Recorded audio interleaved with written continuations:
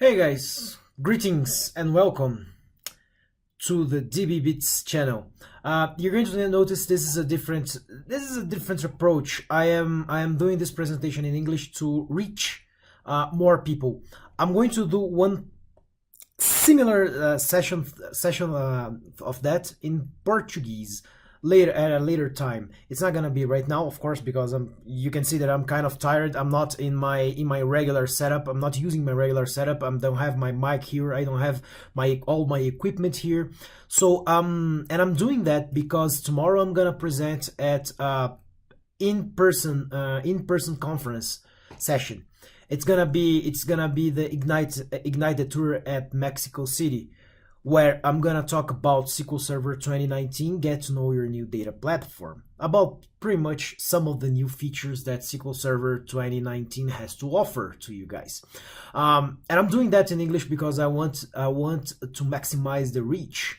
And also I want to see if this slide deck is fine. So it's gonna serve lots of purposes, right? So in short, you're gonna have one of those in Portuguese shortly, very shortly. I'm not gonna lie, it's not gonna be tomorrow, but you're gonna find one of those in Portuguese as well. So hang tight. There's no problem whatsoever, and you can also see for check for subtitles in YouTube. Anyway, without further ado, let's get to the point, to the main point, which is talking about SQL Server 2019, and it's not all, but most of the most awesome features that it has to offer to us mere mortal DBAs, right? So, all right. So about me, I know most of you guys already know me. My name is Marcelo. I work for a company called Pythian. It's a database consulting company in Canada. Based in Canada, I work from my home in São Paulo. I also run a past user group called SQL Maniacs down in São Paulo as well. My contacts and my get to know me information is within the slide deck. You can find it in my blog, which is on the screen as well, dbbits.com.br. Also, if you have a database, if you have a data center, if you have data systems and you need help, you need assistance, feel free to contact us for help. You can contact me at Pythian. You can contact me as a consultant. You can just shoot me an email, and we'll see what best fits your needs. All right. So, without further ado, let's see what we have for these next 45 minutes or 1 hour or so. Let's do a quick overview of SQL Server 2019 and what we have as very brand new and breathtaking, and also groundbreaking. Let's talk a bit about data virtualization, platform and language options for SQL Server 2019, tools available for working with SQL Server 2019, and also some of the new improvements regarding performance and availability on SQL Server 2019, right? So, first things first, when is it gonna be released? We don't know yet. We don't have an official date. We don't have anything near approximately this or that month. We don't have any kind of rumors regarding that. We do know that it's going to be in 2019 because the name says so, and the product team already told us that yes, they guaranteed us that it's gonna be 2019. So the release to market is gonna be released still this year. Period. Right? If you wanna do a deep dive test and you wanna help Microsoft in shaping SQL Server 2019 better, you can jump into the early adoption program. I'm already there. I'm already helping them, assisting them in some tests. Not every single test, but some of the things I'm already assisting them. The latest release that we have as of March 27th, I guess, is Community Technology Preview 2.4.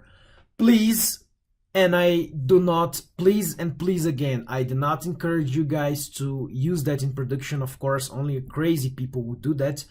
That's not what we want. That's not what we intend, and that's not what Microsoft wants as well.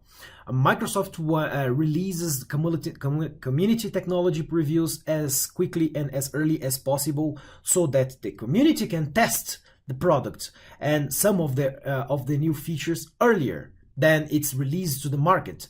And well, this is kind of assistance, right? The community, with the help of the community, Microsoft can narrow down bugs and feature gaps. So that's a good thing. That's a very nice thing and very nice gesture of Microsoft. I don't work for Microsoft. I don't work for marketing at Microsoft. I did get some of the slides that you're gonna see here. Some of the screens that you're gonna see here were taken from Bob Ward's presentation earlier, late that he presented late in 2018. I gave him the credit. No worries. It's in the references. It's in the references part of this slide deck. So no worries about it. Okay.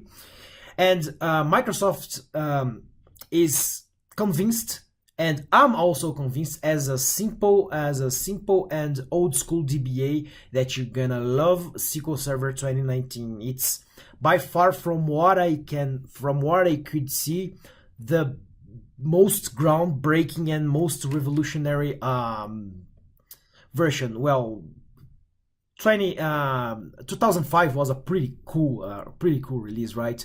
And 2012 was pretty cool as well, right?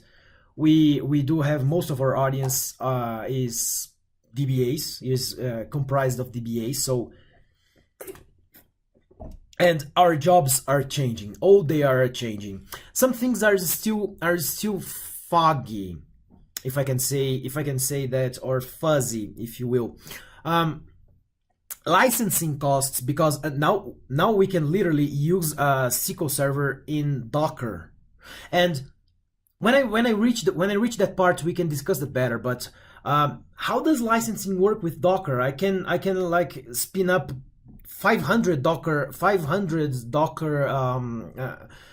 instances if I want to, and how am I going to pay for this licensing? According to Microsoft, licensing in Docker is exactly the same licensing model that we would have if we were using virtual machines. That's pretty much the same principle. However, we're not sure. Not even the product team was able. They weren't able to tell us, to give us a conclusive decision. So we're probably going to have a more incisive and a more conclusive decision when we why not one direct answer when we have the release already open to the market, right? When we have the release to market, the RTM version of SQL Server 2019, and we really think all the customers are going to really enjoy. All the customers are really gonna like 2019. Okay, now to start up the conversation, I'd like to ask you guys if you think that relational data, as we know in relational database engines, are enough. Is the relational model enough for every single thing or every single application that we have out there? The answer is, as you can see from the dbengines.com graph chart, it's not. It's of course the most used model for storing and keeping data safe, but it's not the only one, and it doesn't fit every single application that we have. Think about. I'm gonna give a very rough example here, right? Think about Facebook. do we really think, or do we really believe that a post or a message that's written into Facebook, I don't know, wall, it's called wall, into a Facebook feed, do we think that that's really that important? It must be backed up by a huge and robust and complex system behind it? I don't really think so, and I'm not really 100% sure. And they use, if I'm not mistaken, they use MongoDB or something like that. They use NoSQL. They store those messages in a document-oriented database like Mongo or something like that. It's lighter, it's quicker, it's faster. With that, I'm not saying that all of the applications in the world have to be converted from relational to NoSQL paradigm. No, I'm not saying that. I'm definitely not saying that, because relational is freaking fantastic for enterprise resource planning systems, financial systems, systems that need high level of reliability. That's what they're good for. Like, I have a bunch of recorded or stored pictures or messages or whatever. Do I need relational tables to keep all of that information? And what about availability? Do all of the messages have to be up to date in every single server of Facebook, like around the globe, at the same time that the data is written? I don't really think so, right? It's not that critical. Anyway, relational is here. Relational is going to stay. I'm not saying that it's going somewhere else. No, it's not.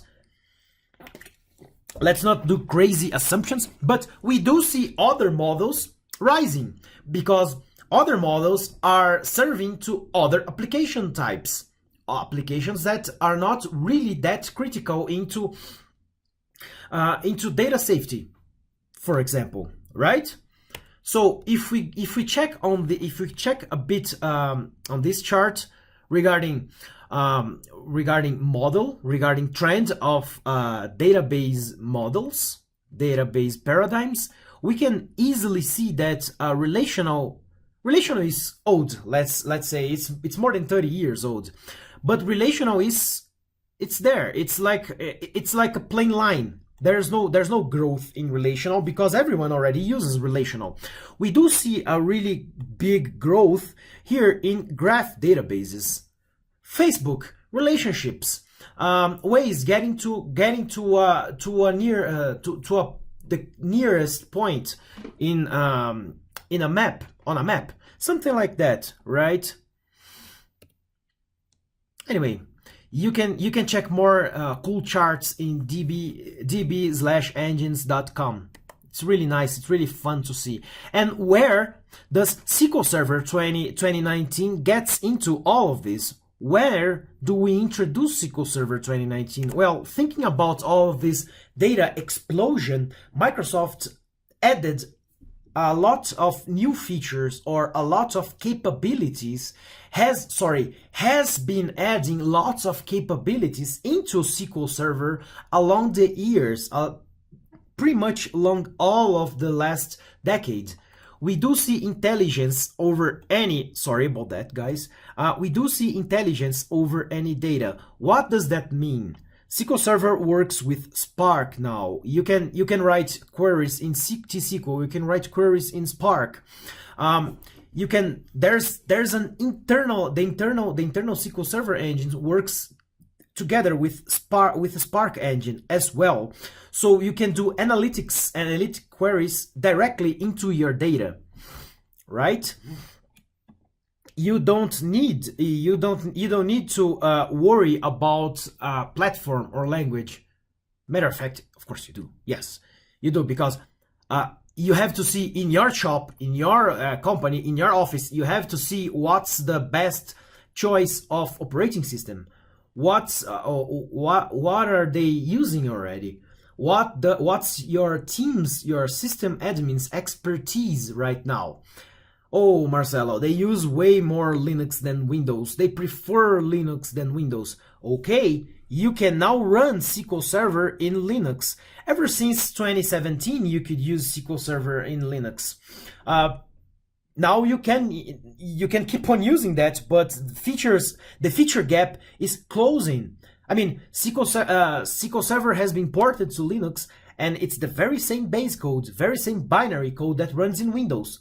Meaning there are pretty much no problems into using SQL Server in Windows and in Linux. There's no difference. Which distribution is it better to run? That's a different approach. That depends on your choice. That depends on what you prefer using.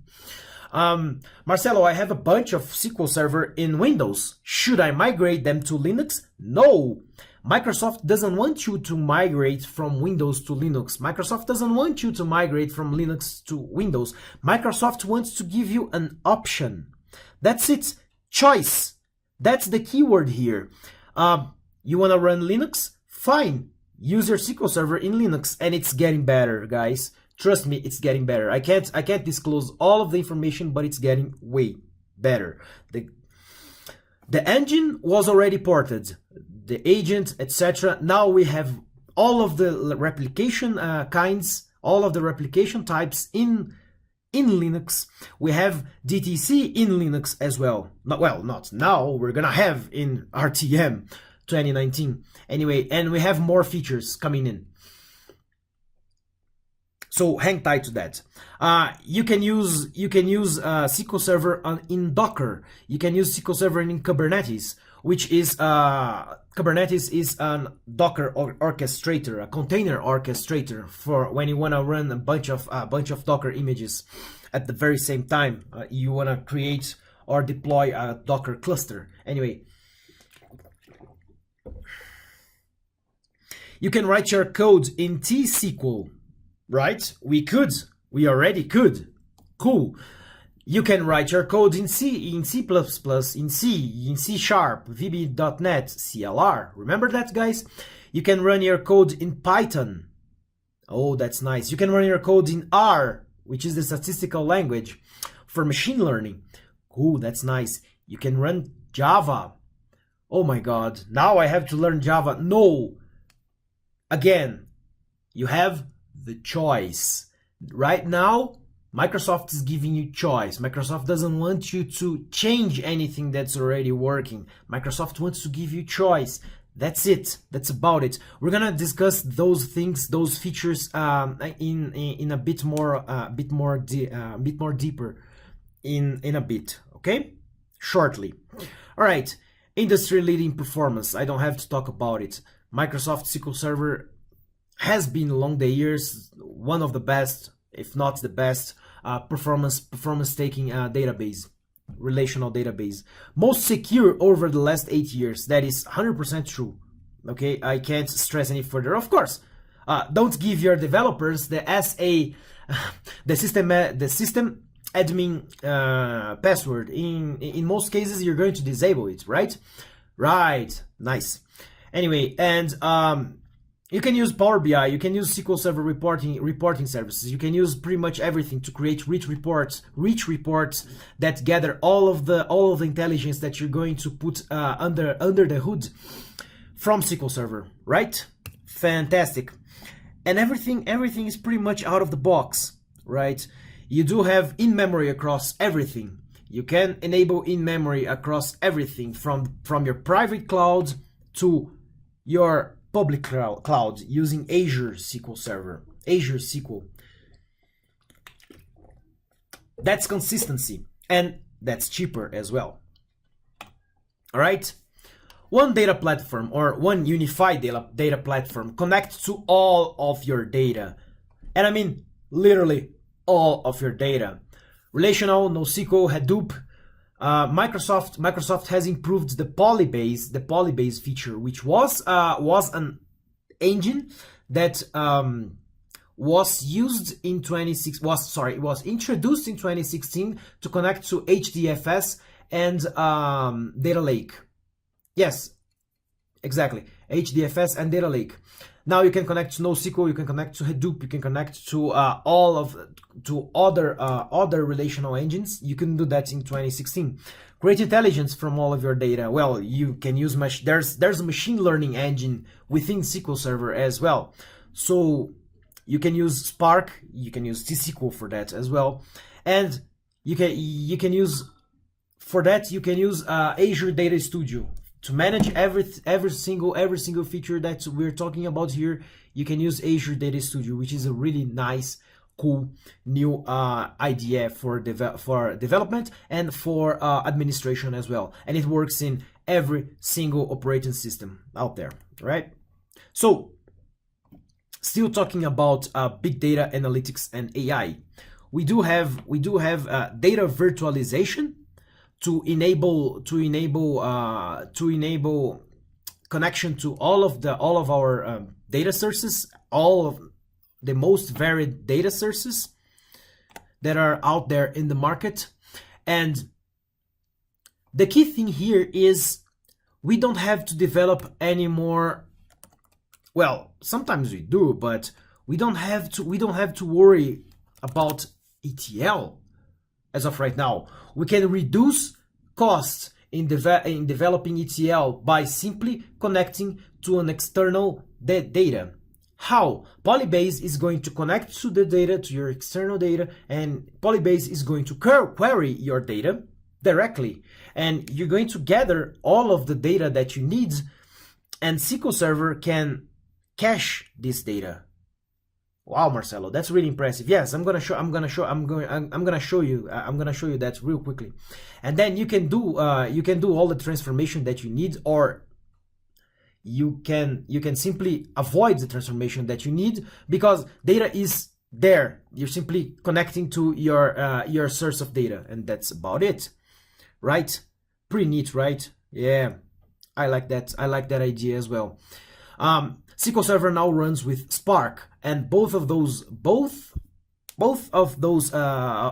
engines are able to connect to a shared storage with HDFS enabled. And there's also a complete AI platform where there's a machine learning AI engine running within SQL Server to enable machine learning services by taking advantage of Spark and Spark machine learning, right? And you can connect those models, the models that you've written, to all of your data as well. Nice, that's pretty nice. Talking about data virtualization right now, we do see that this still uses Polybase, the Polybase engine, or the Polybase feature, and the Polybase feature is the magic that's being done to connect your SQL Server to enable you doing your query, your data query, to your external tables. You're going to create. How do I do that, Marcelo? It's very simple. You create an external table within SQL Server, and you have the sketch of the table. You have only the definition of the table within SQL Server, within your database. But the data that you're querying is not within the database. The data that you're querying is in Oracle, it could be in other SQL Server, it could be in a MongoDB, it could be in an IBM DB2, it could be in, well, whatever you have. That's pretty neat because it enables quick response to development. Right? Now, let's see that in action.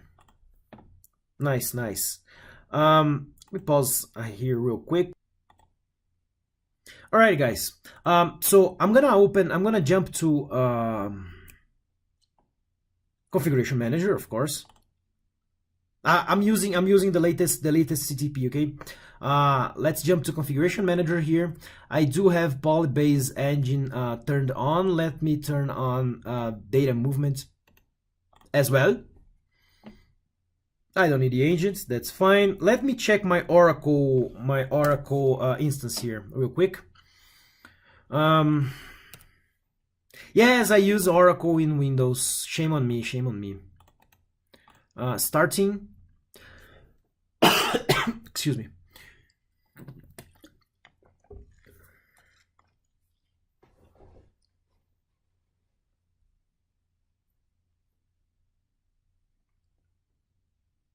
All right. While we have the Oracle services starting right here, I'm gonna jump into my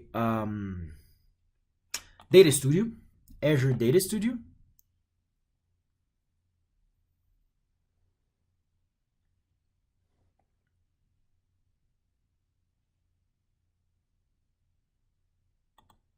Okay, let it open.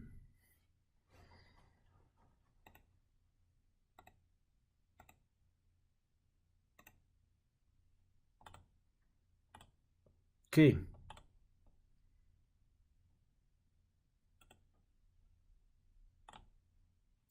All right. So I do have Oracle running, VSS Writer, not that I need to do backup right now, but that's fine. Listener, yes, I do need it. Recovery service, yep. Okay, so my Oracle is online and running. Cool. Now let's make sure that my Oracle is running. SQL plus system at XZ. Yes, Express. I'm not in the mood to create a super complicated thing here.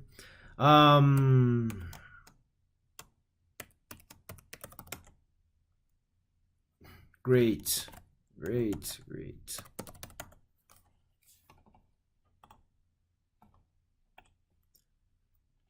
I do have it here somewhere.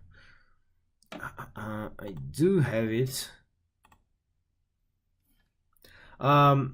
There's the most impressive feature that I found. It's a pretty simple feature, but it's neat.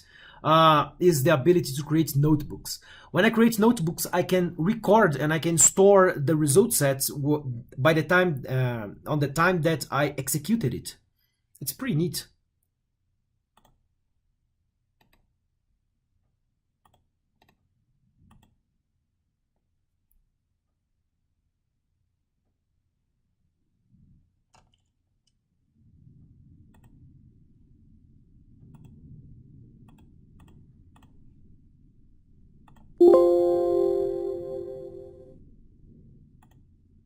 No.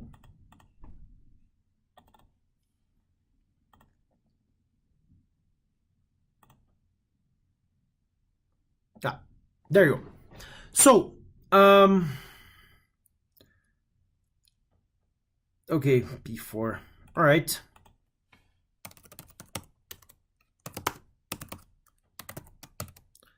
System.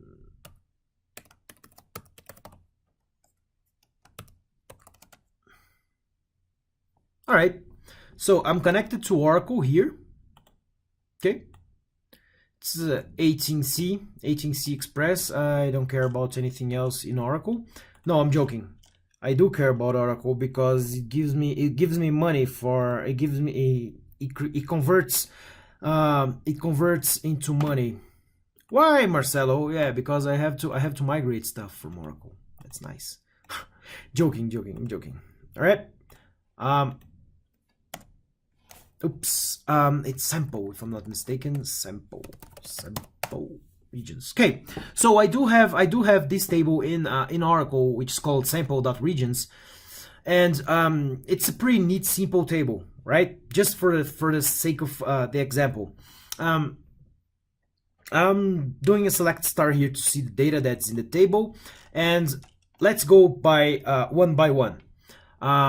Let's see if we have Polybase installed and Polybase configured in our instance. Yes, we do have it installed. We do have it configured. Check it out here. Value in use Polybase enabled. Yes, we do have Polybase enabled here. You're gonna have to create a master key encryption. You're gonna have to create a master key. You're gonna have to define the encryption by a password, and then you write it with a decent password. Okay, it's not what I executed. You can see that there's no result set here because I had already run it with different password. Okay, that's just the script to make it easier. Okay, now right here we're going to create the credential, the scoped credential within the database that I want to use to create the external table, right? I'm going to create the external tables within the database called polytest. And within this database, I have to create once only. That's only once, okay? I have to create a scoped credential called, I'm gonna call it xzcred01. That's it. Identity, system, identity, which is the system, the user that I'm going to use in Oracle, and the secret, your Oracle password. Marcelo, it's plain text and it's yes. We already talked, we already discussed that with Microsoft. We already told them that it shouldn't be plain simple text there, but we're getting there. We're getting there. Right after I created the credential, I'm gonna use the data source. The data source is what is the binding point from the credential to the object that you're going to link within SQL Server. I'm telling my data source whether it's external or internal and where is the data that I'm looking for. In this case, it's in Oracle, where, Marcelo, localhost, the port is this name there, and use that is this number, sorry, and use that credential to reach that. Okay, cool, nice. Now create your external table. By the way, your external table must have the same data types or compatible data types. It's not perfect yet, but it must have compatible data types between the two data sources, okay? Now the key here is this part, location, and this is not updated in the documentation, in Microsoft official documentation. I already left the feedback there. Location in Oracle, right? Name of database, 3-part identifier, name of database, owner, and table, view, or whatever. And data source, where is the binding, or where is the server? It's up here, right? You can create statistics on your fake table to make it a bit better for SQL Server to know ahead of time what it's gonna query, and then do the query. Oh, I'm sorry, Marcelo, you have to choose the database that you're gonna use. Nice, it's called polytest BO regions. Fantastic. Run it. Wait for it. And there you go. You have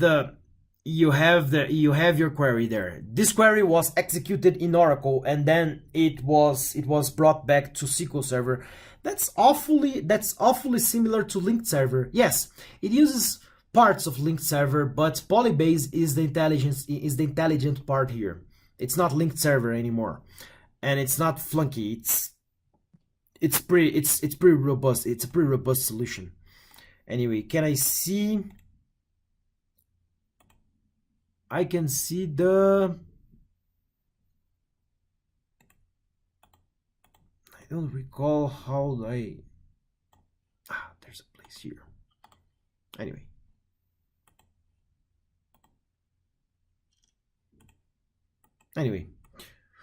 All right, so that's Polybase. We're taking advantage of Polybase to make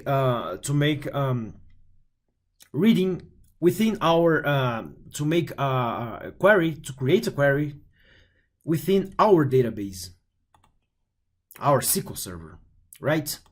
Fantastic. That's fantastic. Now let's go back to our presentation here.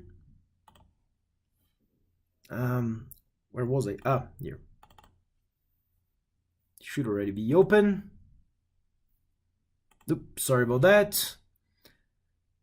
Let's go. All right. So now we also do have choice of platform.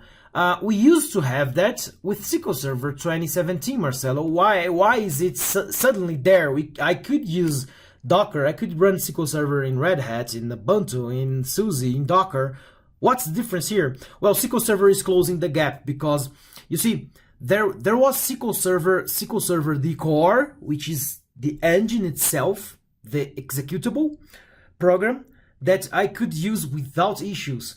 But most of applications that are out there uses lots of outside of the SQL Server engine boundaries features, like, for example, master data services, like integration services, like the agent. The agent was there, but full text search, it's a separate feature. It's outside of the engine, and it was there. Yeah, I understand that.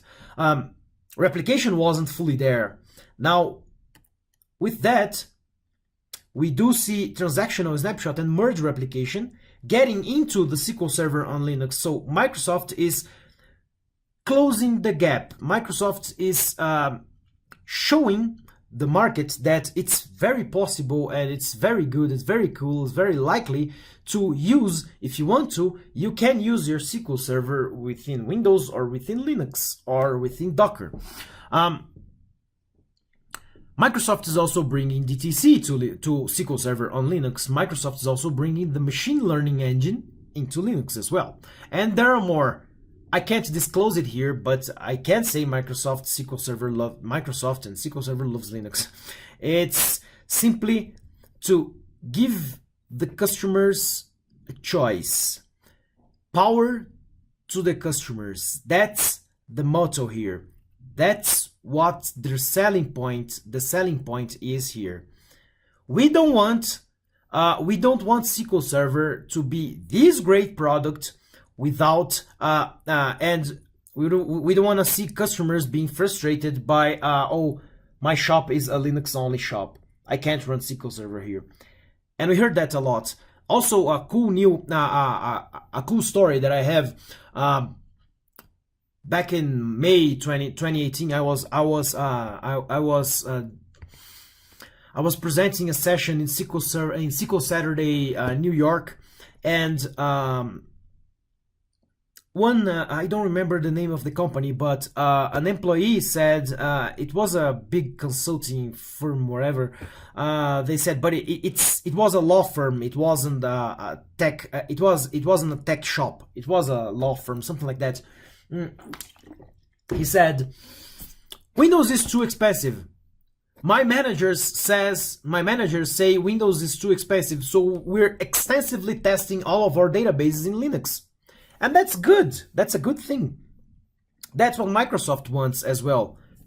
Giving their audience choice and giving us DBAs more jobs, you know? That's what we love about SQL Server on Linux, SQL Server on Windows, and everything else. Nice. All right. Now we're gonna see a quick example of SQL Server on Linux and Docker as well. Now I do have here a VM. This is the Docker VM, which Docker uses to take advantage of the binaries, of the operating system binaries. And this is a VM that I already had created. It's a CentOS, which is pretty much the same as Red Hat and whatever. It's pretty much the same option. It's pretty much the same thing as Red Hat, right? So I'm gonna use my my nice and neat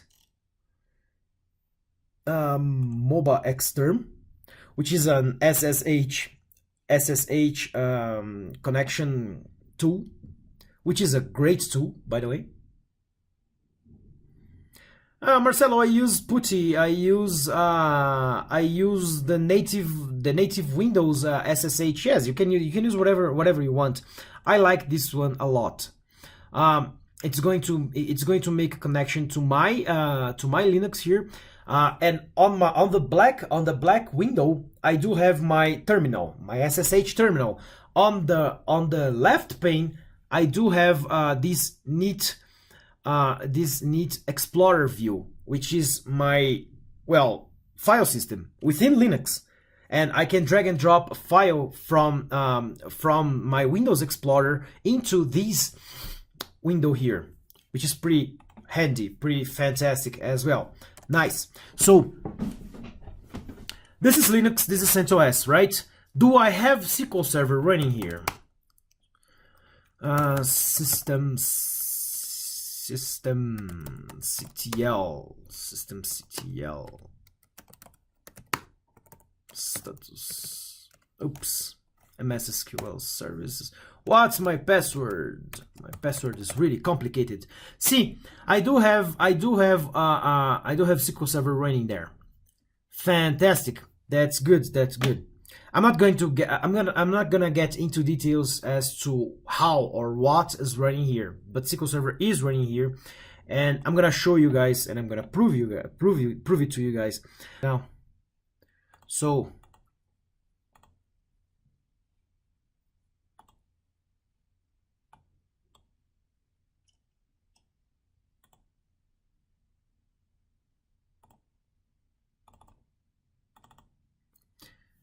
there you go.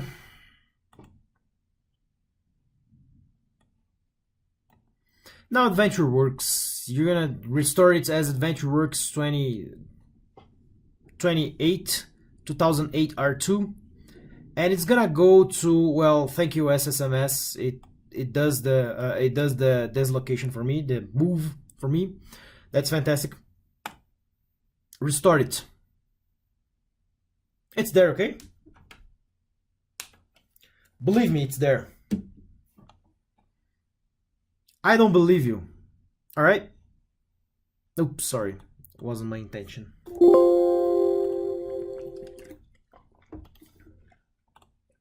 It's there. AdventureWorks 2008 R2.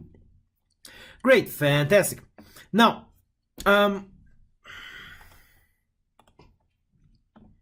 I can do the same thing in Docker as well.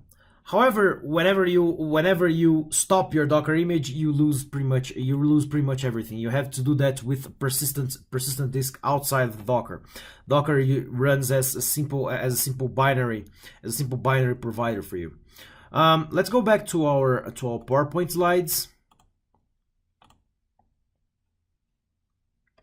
Now, talking about a platform of choice, we do have the platform of choice for running a SQL Server in Linux and Docker, and we also do see a tendency of SQL Server running of SQL Server or Microsoft making it easier for developers to, well, use any kind of language that they want to enable a richer experience in developing their applications.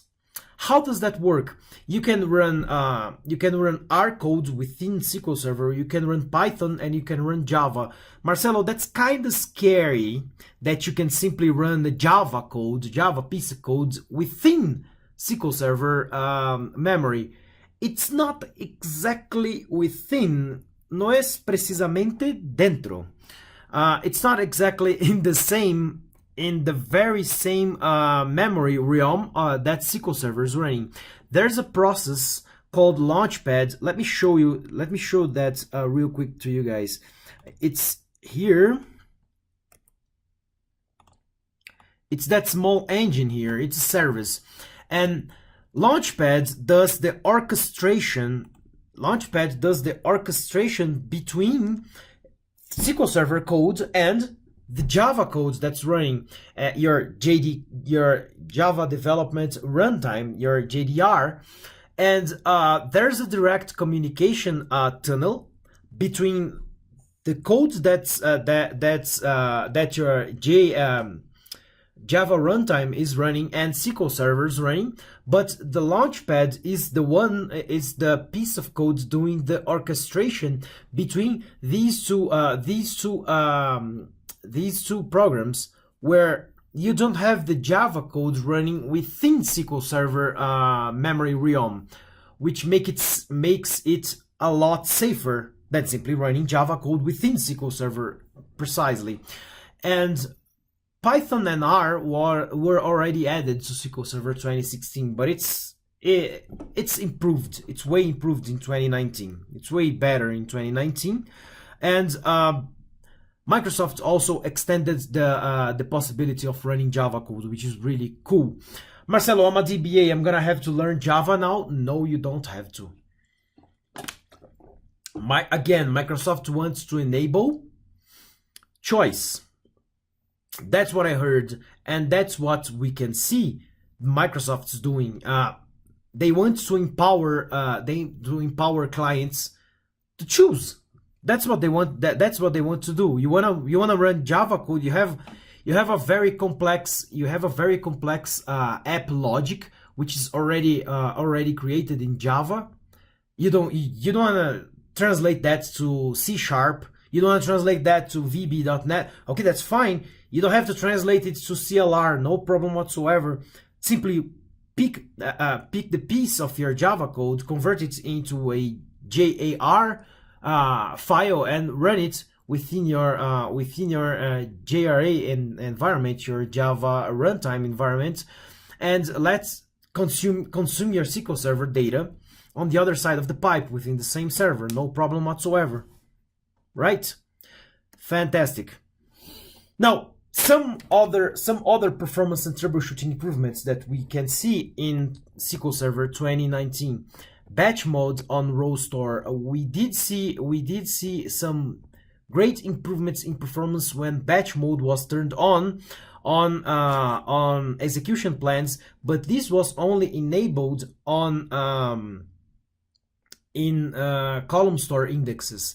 Now, in regular indexes, the SQL Server code switches to batch mode.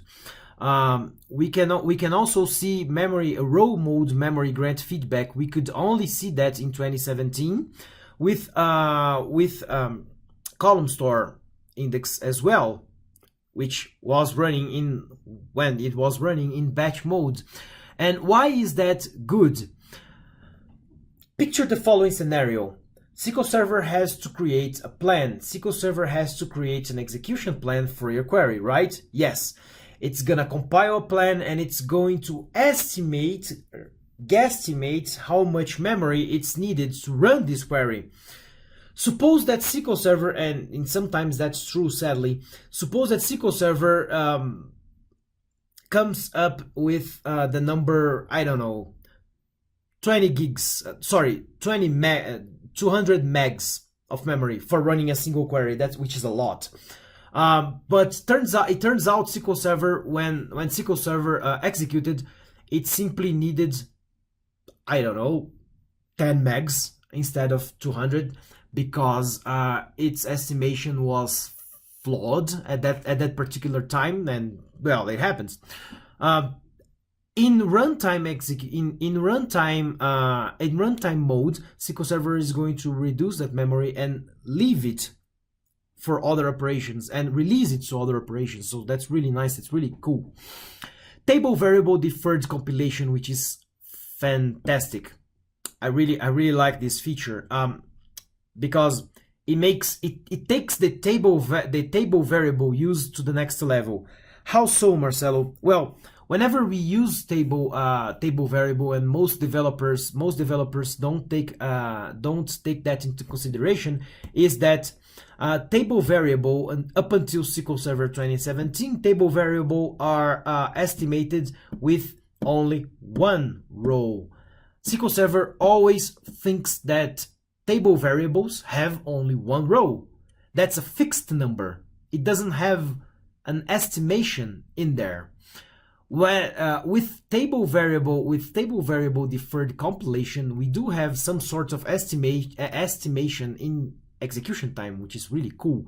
It makes my queries run a lot faster, because in execution time, I'm going to be able to, my SQL Server instance can realize, oh, this is a table variable, and I can estimate it a bit better, so I can come up with a better execution plan. Like, I can do a scan here, which is going to be best than doing, in this particular case, it's going to be best than doing a key lookup here, right? TempDB improvements. I can't disclose many things that they're doing to improve TempDB performance, but remember the contention regarding the contention that we had regarding the pages, the SGAM, IGAM pages, control pages that we we used to have. That's all of the reason that we normally use to split StampDB into 4, 8, whatever number of files in order to avoid this kind of contention. It's getting a lot better. It's getting a lot better. Page-related weights DMVs, which is really nice. I don't have to jump into my my hexadecimal tool anymore. There's simply a sys.dm page whatever, and I can simply add the number of the page there and an unique identifier, and I can see what's inside that page. That's really nice. That's really cool. That's really geeky, right? Resumable online index creation is fantastic. Accelerated database recovery is great. Accelerated database recovery takes advantage of something similar to in-memory database. Resumable online index creation allows you to create not only alter an index with the resumable option, which turns out that which in conclusion is, well, I can pause, I can resume my operation. Back in SQL Server 2017, I could only do that with alter index. Now I can do that with create index as well, which is pretty neat. And I can create an always-on availability groups with containers in Kubernetes, which is really, really nice as well. All right, nice. That's fantastic. That's fantastic. That's pretty much what I had to show you guys right here, right now, and I do have something to tell you guys about tools. If you guys are using SQL Server in Linux, you can use MSSQL -CLI which takes advantage of IntelliSense, which is really nice, really neat. It's way better than SQL CMD, right? Which is the crude, the raw version of SQL Server CMD. You can still use Management Studio, and you can use Azure Data Studio. One of the top questions that I receive is Azure Data Studio only for Azure? No, it's for everything data related. You can connect to any data source Microsoft supports, either in Azure or either in on-premises. And it's the former SQL Operations Studio. Microsoft changed its name. And, well, the advantage here is that it works in macOS, it works in Linux graphical interface, it works pretty much everywhere. And what about Management Studio, Marcelo? So if Microsoft is investing money in Azure Data Studio, is Microsoft going to ditch Management Studio?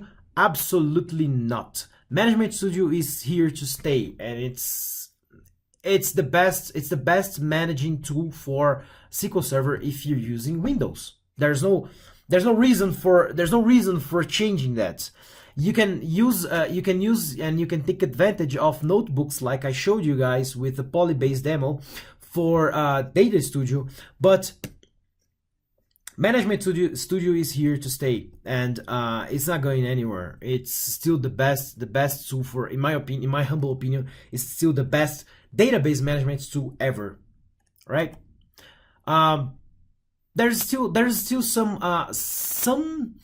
comments or some fuzziness regarding SQL Server big data clusters, which is simply the concept of taking advantage of the Kubernetes clusters that we saw that now you can where now you can add a always-on availability group, and within those engines, within those SQL Server binaries, I'm going to take advantage of Spark as well. I'm going to take advantage of its possibility for connecting to HDFS data node, to HDFS, to all of the possible data sources, and I'm going to take advantage of everything that Kubernetes have to provide me. and I'm going to use that computation power with lots of virtual machines and pods within Kubernetes and Dockers, and I'm going to do my highly complex big data calculations within my cluster, within my Kubernetes cluster, and I'm going to consume all of these data within my BI, in my BI applications, analytics and analysis services, and well, randomly created applications, right? Custom applications. And of course, this is computational, right? You can see my mouse here. This is computational. This is the power running calculations, and this is persistent. Your data is not going anywhere, right? You have a data cache here. You have data sources from pretty much everything that Polybase can connect to, and you have a compute pool, which is pretty much SQL Server intelligence, right? You have data from outside, you have data from devices as well. Nice. And that's all a cluster. We have some references and some more resources if you want to play with that. I do want to thank Bob Ward for letting me use some of his slides, some of parts of his slides from his previous presentations, and I do wanna call attention to SQL Server workshops, or SQL workshops, which are great GitHub courses about SQL Server. Bob Ward is one of the instructors there.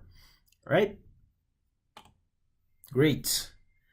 Thank you for your time and attention today. Hope to see you guys soon, and we're gonna have this session in Portuguese as well.